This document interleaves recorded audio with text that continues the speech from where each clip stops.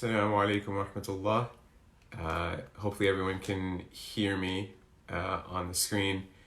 So we'll go ahead and get started. Bismillah ar-Rahman ar-Rahim. Bismillahi wa salatu wa salamu ala rasulillah wa ala alihi wa sahbihi wa man wala. So this is our weekly Monday recitation of Surah Yasin. Do this every Monday at 8 a.m. And for about the first 10 minutes or so, I just try to reflect upon or share some insight on some of the verses of Surah Yasin, and then around 8-10 a.m. inshallah we can go ahead and start the recitation together. So each week I just to kind of like to go over some of the ahadith and narrations about this chapter, just to kind of emphasize the significance of it.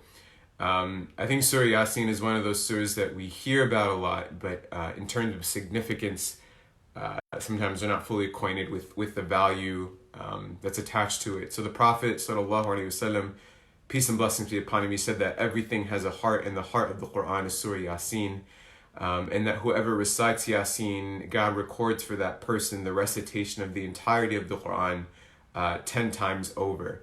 And so the simple reading of this one chapter, we see how much it holds significance and importance in our tradition. There is also a hadith where the Prophet tells us, peace and blessings be upon him, that verily in the Quran there is a surah that intercedes through its recitation and forgives through its being heard. Indeed, that is Surah Yasin. Over the past couple weeks, we've talked about different themes regarding the chapter of Yasin. So we generally discussed how it was revealed in the early Meccan period when the Muslims were in a minority, and the Prophet sallallahu alaihi wasallam had basically had this surah revealed in a sense to reaffirm his prophethood. And it was also something that was used to help emphasize and make clear the general idea of the concept of the Day of Judgment, this idea of accountability that a lot of people at that time, the Quraysh, the Meccan leaders, didn't really buy into, not really believing in the idea that they could be brought forth back to life. And today I wanted to speak specifically on two verses that come up towards the end of the chapter. And so Allah Azza wa Jal, he describes, we talked about the people of the town that very first week. He talks about his signs. And then towards the end of the chapter, there's a discussion of the Day of Judgment, where Allah describes how there will be the trumpet, the blowing of the horn, and essentially everything will stop. And then he begins to discuss both the people who will be sort of slated for the best of outcomes in the life to come and those who will have the worst of outcomes.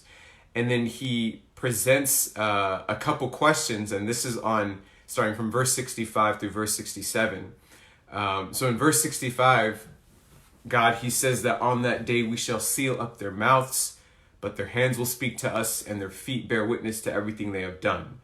And then he asks and he says, if it had been our will, we could have taken away their sight. They would have struggled to find the way, but how could they have seen it?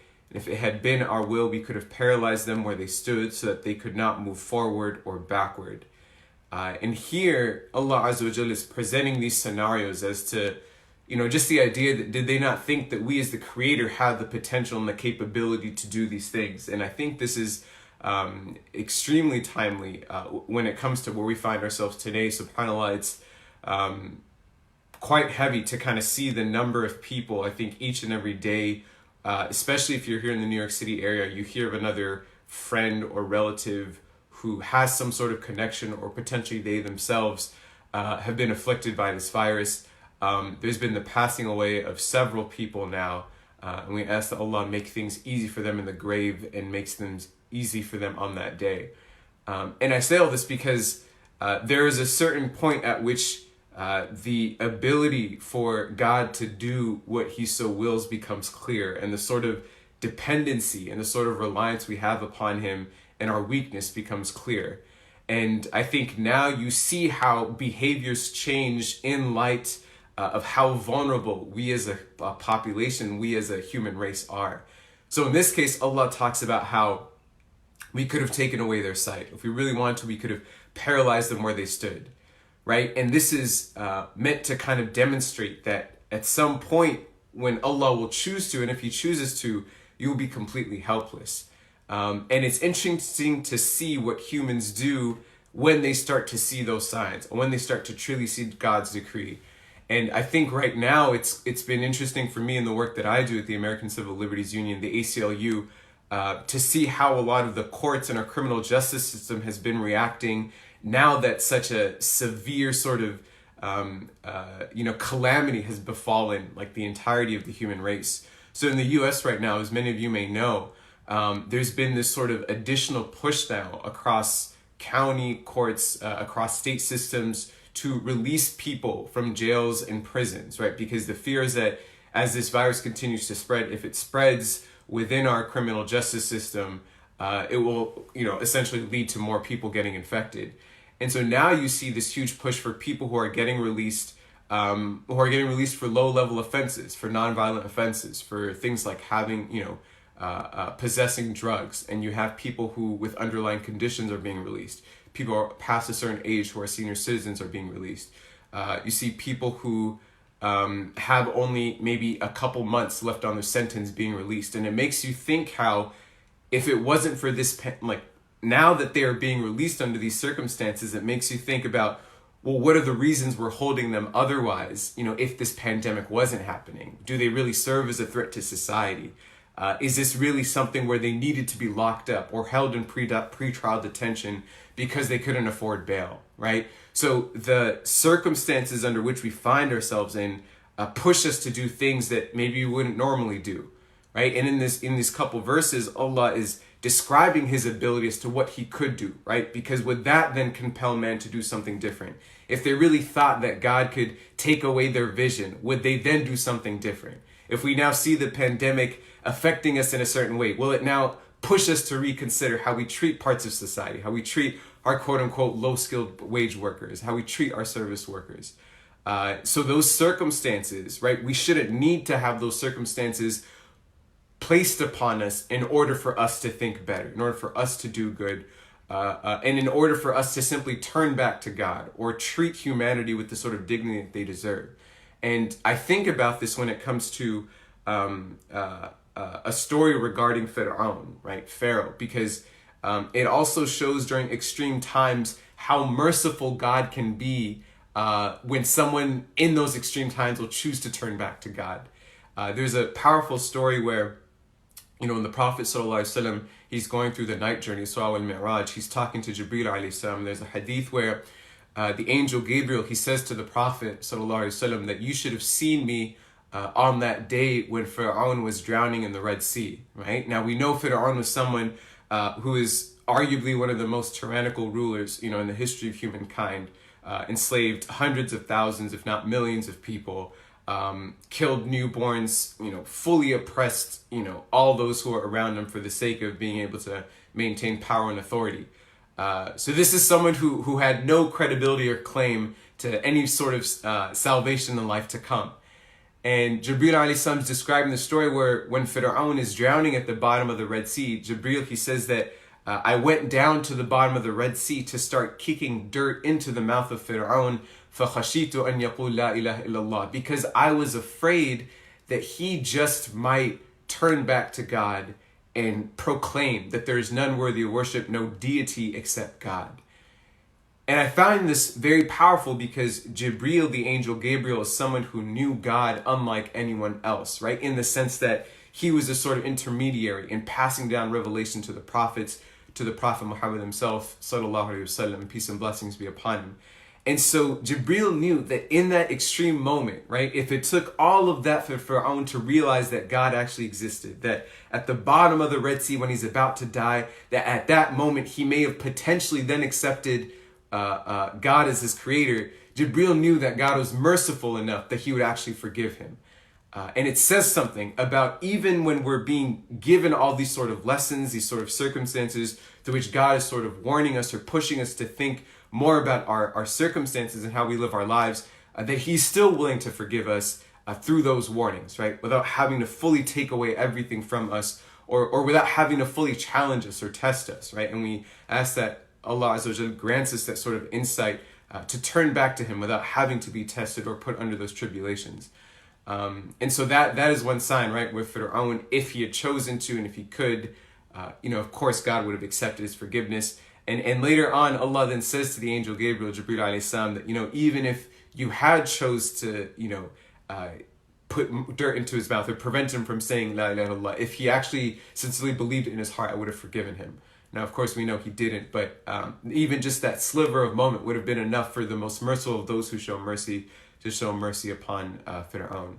So just the kind of short reflection, brief insights for today. Inshallah, we'll go ahead and get started. For those who are tuning in on Zoom, I'm going to go ahead and share this I'll share my screen of the text. Okay.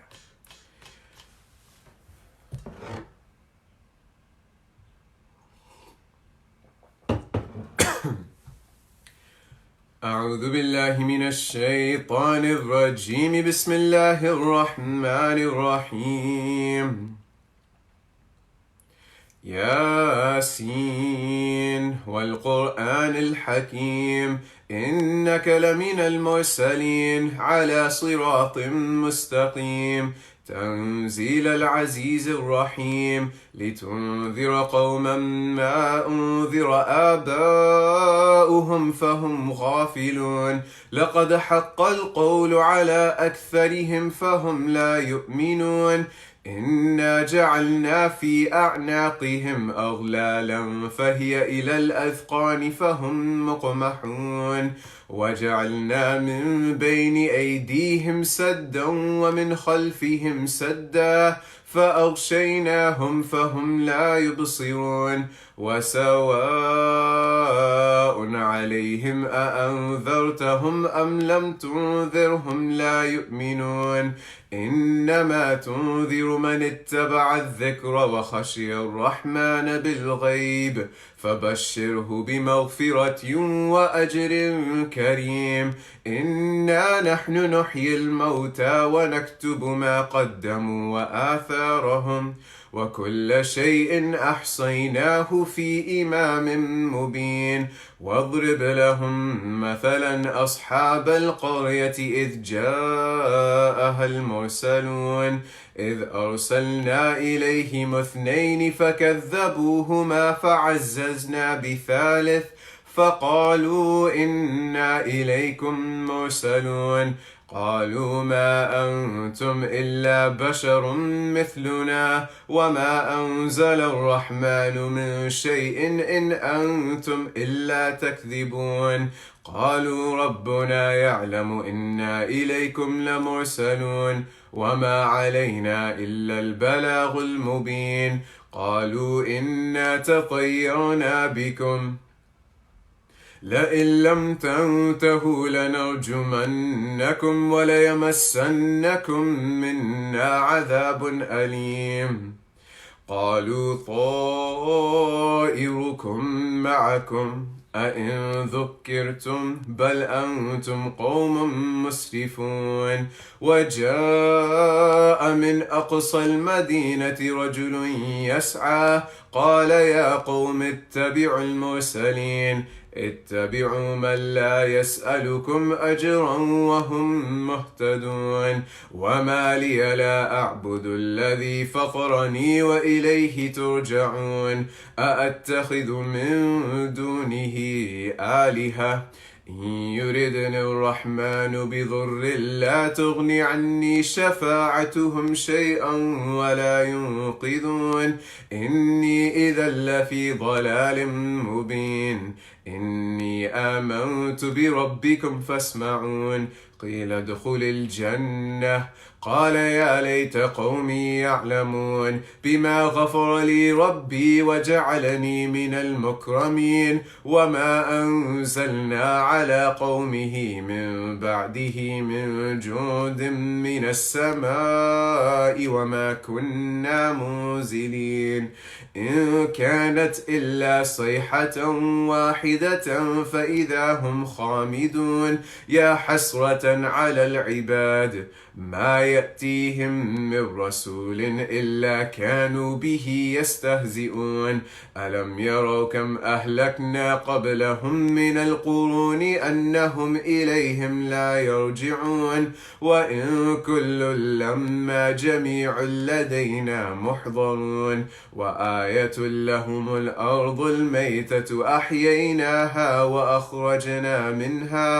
وأخرجنا منها حبا فمنه يأكلون وجعلنا فيها جنات من نخيل وأعناب وفجرنا فيها من العيون ليأكلوا من ثمره وما عملته أيديهم أفلا يشكرون سبحان الذي خلق الأزواج كلها مما تنبت الأرض ومن أنفسهم ومما لا يعلمون وآية لهم الليل نسلخ منه النهار فإذا هم مظلمون والشمس تجري لمستقر لها ذلك تقدير العزيز العليم والقمر قدرناه منازل حتى عاد كالعرجون القديم لا الشمس ينبغي لها أن تدرك القمر ولا الليل سابق النهار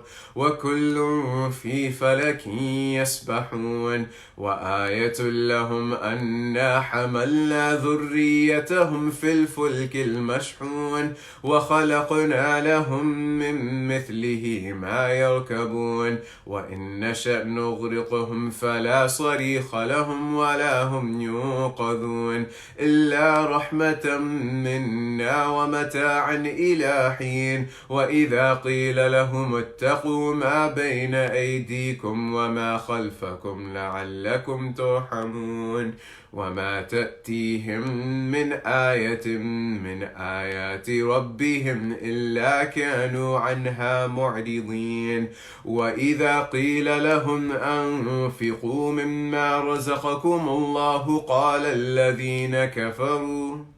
قال الذين كفروا للذين آمنوا أنطعم من لو يشاء الله أطعمه إن أنتم إلا في ضلال مبين ويقولون متى هذا الوعد إن كنتم صادقين ما ينظرون إلا صيحة واحدة تأخذهم وهم يخصمون فلا يستطيعون توصية ولا إلى أهلهم يرجعون ونفخ في الصور فإذا هم من الأجداث إلى ربهم ينسلون قالوا يا ويلنا من بعثنا من مرقدنا هذا ما وعد الرحمن وصدق المرسلون إن كانت إلا صيحة واحدة فإذا هم جميع لدينا محضرون فاليوم لا تظلم نفس شيئا ولا تجزون إلا ما كنتم تعملون إن أصحاب الجنة اليوم في شغل فاكهون هم وأزواجهم في ظلال على الأرائك متكئون لهم فيها فاكهة ولهم ما يدعون سلام قولا من رب رحيم وامتازوا اليوم أيها المجرمون ألم أعهد إليكم يا بني آدم ألا تعبدوا الشيطان إنه لكم عدو مبين وأن اعبدوني هذا صراط مستقيم ولقد أضل منكم جبلا كثيرا أفلم تكونوا تعقلون هذه جهنم التي كنتم توعدون اصلوها اليوم بما كنتم تكفرون اليوم نختم على أفواههم وتكلمنا أيديهم وتكلمنا أيديهم وتشهد أرجلهم بما كانوا يكسبون ولو نشاء لطمسنا على أعينهم فاستبقوا الصراط فأنى يبصرون ولو نشاء لمسخناهم على مكانتهم فما استطاعوا مضيا ولا يرجعون ومن نعمره ننكسه في الخلق أفلا يعقلون وما علمناه الشعر وما ينبغي له إن هو إلا ذكر وقرآن مبين لينذر من كان حيا ويحق القول على الكافرين أولم يروا أنا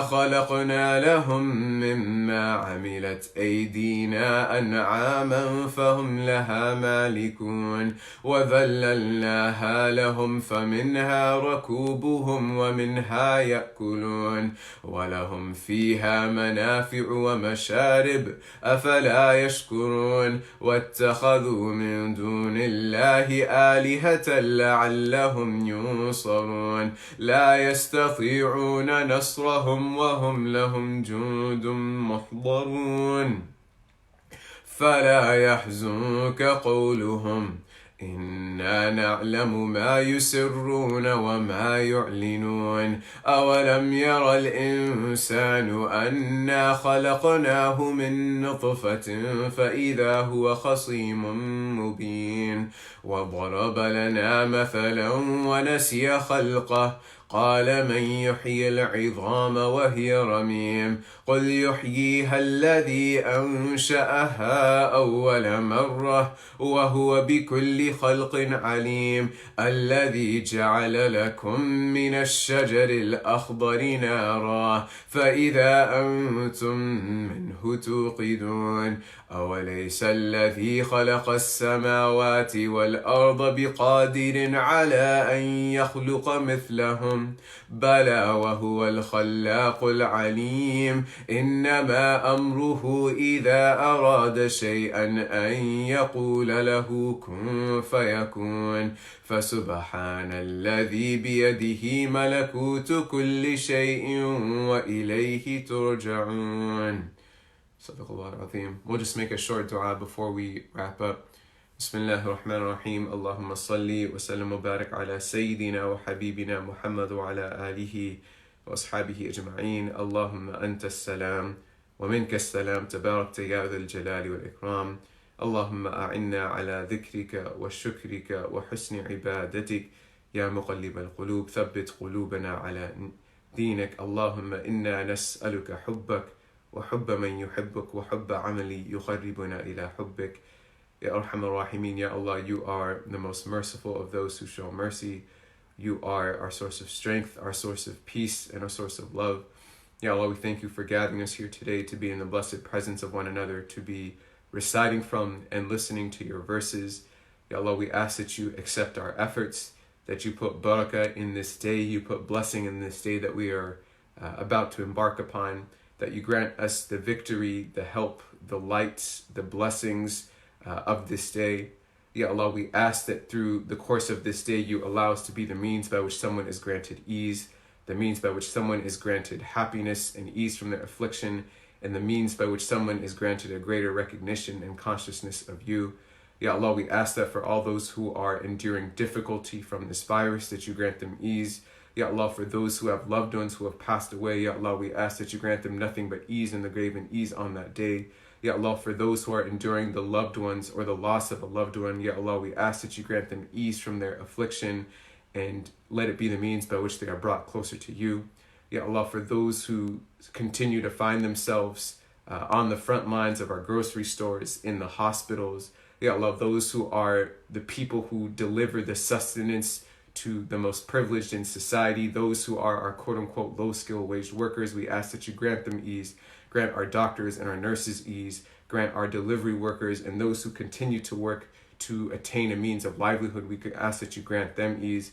Ya Allah, for those who have lost their jobs and who have lost their means to a livelihood, we ask that you grant them ease. Ya Allah, in these trying times, let us be the very means by which those around us are granted freedom from their affliction and their tribulation.